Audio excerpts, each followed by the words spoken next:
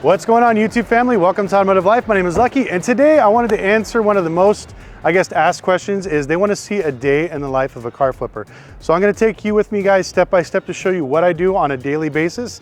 It may seem fun, it may seem glamorous, but it's definitely not that. But I definitely want to give you a look behind the curtains just to show you what I deal with every single day. So we're going to go ahead and walk in the shop. We're going to start off our day right with going through operations. Come on in, guys. So today, one of the things I wanted to work on was my actual office. I'm not open to the public. We send everything to the auctions, so that's why I'm trying to keep this low key. But I want to show you guys what my current office looks like right now. Like I said, it's nothing fancy. There's no windows, nothing else. It's very closed off. I literally just keep this just to hold titles and documentation and basically keys. That's it. So I wanted to go ahead and switch over to this one because we're going to start filming more here at the shop just to kind of show you guys what we do every single day. So this is the other storage unit, which is actual an office. This is more of a real office. I just never did anything with it. So I'm gonna go ahead and move everything over here. Obviously much better lighting, looks way better. And we're still not gonna have anybody from the general public here, but it'd be just nice to be in a nice office. So we wanna try to step up our game a little bit because unfortunately in the automotive business, presentation is 90% of how people are going to judge you. So even though we're, like I said, not open to the public, I still want to have a good presence, not only for myself, our employees, but also for you guys on YouTube. So this is our beautiful waiting room, which nobody's waiting for. It is very bland, very boring. We definitely need to change that. So we're going to put some pictures up and paint it. All right, follow me to my shop. So right now we have a little over 10,000 square feet of warehouse space that we use to fix cars. Now, one of the most important things about having a shop is keeping it clean for safety and production reasons. But if you go ahead and take a look around, you can see that this place is an absolute dumpster fire. We need to clean this, make it safe. You know, this is never on camera, so we don't really show these behind the scenes, but I let the guys know that this looks really bad. I hate this. This absolutely drives me nuts. So we're gonna go ahead and fix this. Right now we have 5 lifts. We have one 4-post that's a 15,000 pound lift. We got two 10,000 pound lifts and two 12,000 pound lifts. We're gonna be actually adding more. I'm gonna take you over here to the studio side. I wanna get all this stuff out of the way because we wanna do more production when it comes to showing how to flip cars and how to make money. And so this section over here is gonna be our studio. You guys have already seen, like I did the smart car video. I got some other projects here. And this is what we're gonna be building for our studio. So we can basically bring cars in to show you step by step on how to fix them, judge them, and do everything with them to fix them correctly. Unfortunately, the Focus has been here too long. I haven't really done this one. I have a really cool body kit and a bunch of stuff for this one, but I got way too many projects for the channel. So unfortunately, I'm gonna have to sell this one.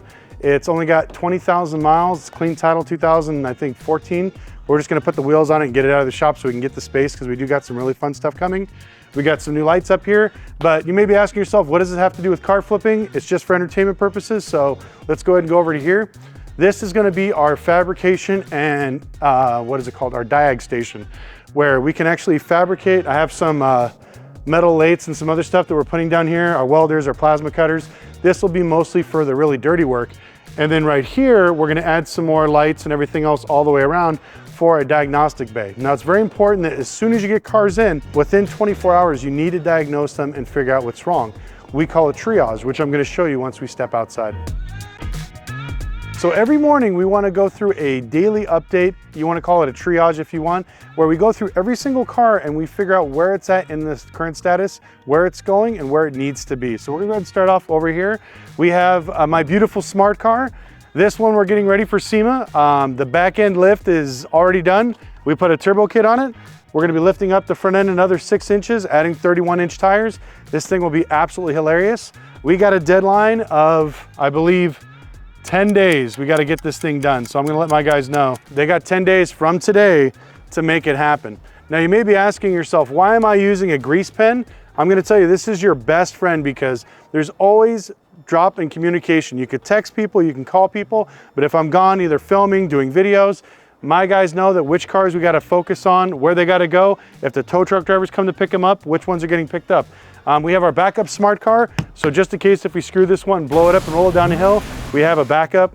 So this one may be for sale. If this one gets going good for SEMA, we're gonna put this one up for sale. Maybe I'll give it to one of you guys on YouTube. Right here, we got a beautiful 2015 Dodge Dart. This one, we just got the title in, so we're gonna go ahead and start on it. We never start on cars unless we have the title work in, because why waste all the time fixing and going through it when you don't actually own the car physically? So now that we got this one from a mechanic. He paid $2 grand for it, had a bad head gasket. He replaced the head gasket, didn't buy the right tool, and ended up bending all the valves right after he did it. So we purchased this car for $1,200. So always up top, I put 1,200 bucks is what we bought the car for. Now, usually right below this, I try to find an estimated value. Now this is a 2015 with, I believe, 36,000 miles. They're ranging anywhere from 55 to 75. We're gonna just go in the middle. That's what I tell people, pick the low, medium, average. So we're gonna put $6,000. That's our goal for sales price. I always put the line underneath it so my guys know it's sales price. So I'm gonna give ourselves a budget of about 1,200 bucks all in. That's gonna include the machining, the head gasket, the specialty tool that I bought from Amazon, which was only like 150 bucks. We should hopefully profit anywhere from $2,000 to $3,000 on this particular vehicle.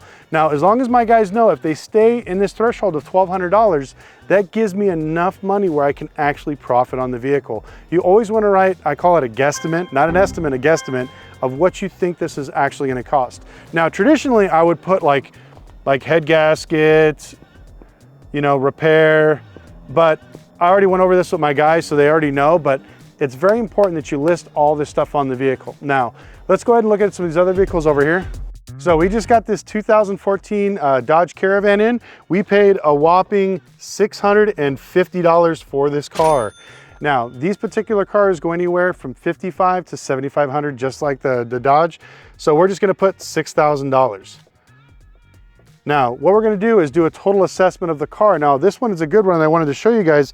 If you look right here, we see some body damage. We see a little bit of frame damage, but if you look right here on the wheel, you can see that it's actually cambered in quite a bit. Not only is the suspension bent, but the subframe and the unibody is actually bent. So this lets me know that even though I could probably Mickey Mouse this and maybe spend $1,500 fixing it, I could probably retail it. But to be honest with you, the inside's not that great. The demand for these vans are not that great at the moment. So we're gonna go ahead, clean this thing up and just service it and probably replace the bumper. So we're gonna put probably about $250 into it. And we're looking to sell it for probably about $1,800 at auction.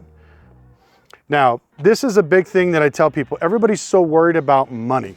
How much money I gotta spend, how much this? It's time. Can I fix this and make this 6,000 bucks? Yes.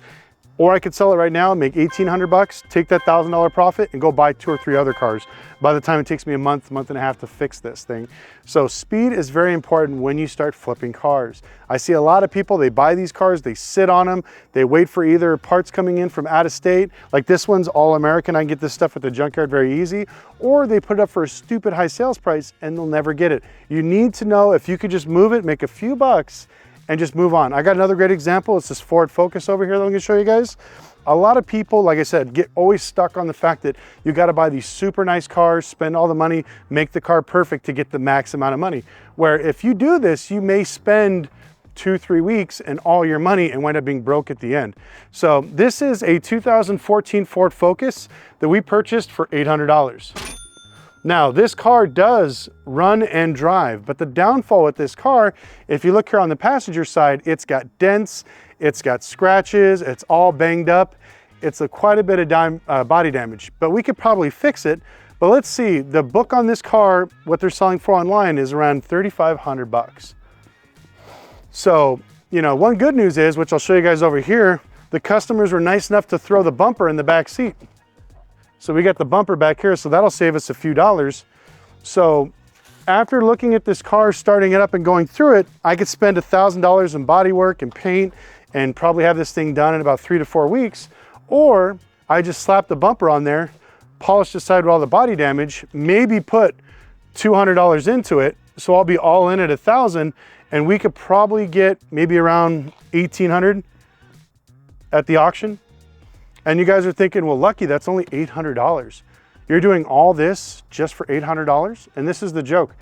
I spent $800 plus $200 in service to make $800 off of that. I'm only risking basically $1,000 of my money to make $800. That's huge as far as ratios go.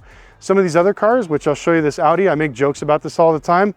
This A7, has been in my lot for months because it keeps running at auction and nobody wants it because it's expensive. I had to risk $30,000 to make $38,000. Now don't get me wrong, it's a beautiful car. It's only got like 30,000 miles, but it takes sometimes weeks, if not months, to sell these cars. Where in the flipping business, it's all about turning your money. It's about speed. So I know you guys want to flip stuff like this, and this is why I really don't show these ones off. Every once in a while, we'll fix like, if you guys saw the wrecked Aston Martin we had, the Rolls Royce, the McLaren, the Lamborghini, I'll buy stuff like that every now and then if there's a massive profit. But that's why I'm building the studio here, so I can show you guys how much headache and how much time it is. That Aston Martin that we fixed, it needed the rear quarter panel and a computer. It took, no joke, I think it was 3 months to get the computer in from England. Within those 3 months, the book dropped $30,000 in value. So that's another reason why I stay away from the exotics. Because if you lose like 10 to 15% in some of these cheap cars that we're talking about, you're talking a couple $100. It's not gonna break you. Where with those cars, you lose 10, 20%, you're talking thousands upon thousands of dollars. This little BMW here is a good mixture. This is a 2013 BMW X3. It's got like 102,000 miles. Nothing spectacular, decent car. I think we're all in about 2,500 bucks. Our goal is to clean it up. We got a little bit of oxidation on this fender, so you can tell when people do shitty paint jobs with cheap paint, you'll see the yellow oxidation. So we're gonna go ahead and probably, I'll mark this as an X. Now this particular car, I'm probably gonna go ahead, pay the extra money to not only paint this fender. This is white. You're gonna have to blend the hood and the bumper so it looks seamless, so it doesn't look like this, like it looks now yellow with the white. If you don't see it on camera, that's okay. But this particular car, I believe that we could sell for probably 6 to 7 grand.